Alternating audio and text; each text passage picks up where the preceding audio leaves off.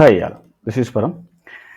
Okay, in this series of videos, we are looking how to what is the mapping and the different type of mapping. Of course, we have in the last video we have seen what is the dynamic mappings. Okay, so what involved in the dynamic field mapping and the dynamic template mappings. Okay, everything we have discussed in detail. In these videos we will see what is explicit mapping. So of course the thing is what they are saying is we know our data, right, rather than elasticsearch to detect itself. Of course elasticsearch can itself detect column name, field names, sorry, field type, everything it can do, but it is better than it cannot be better than us, right? So that's why we have to do explicit mappings. Okay, explicit mappings of course we can do either while index creation itself or using a template. Okay, so either way we can create. I'll show some sample here which we can create explicit mappings. Here you can see this is my index name. Okay, I am giving mapping, so these are the properties, that's it. Okay, so I am giving all the data types here. So, okay, so whatever the parameter I want, I can configure here.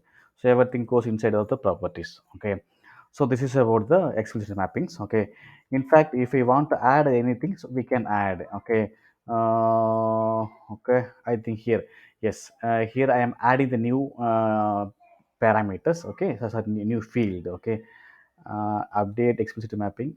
Update explicit mapping by add field.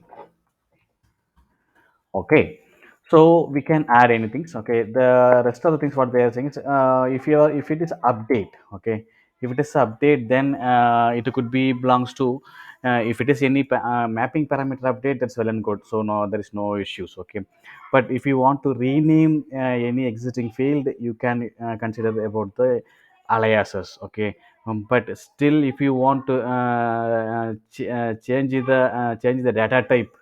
Okay, the data type of any fields.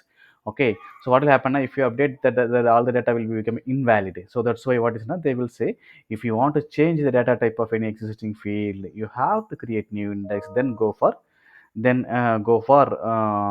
re-indexing. Okay, so that is very lengthy process. So that is so the okay, so the okay, that's why they will say you play with all the runtime. Okay, sorry, all the things with the dynamic template or dynamic mapping. Okay, sorry, dynamic mapping, so it could be a dynamic field or dynamic template.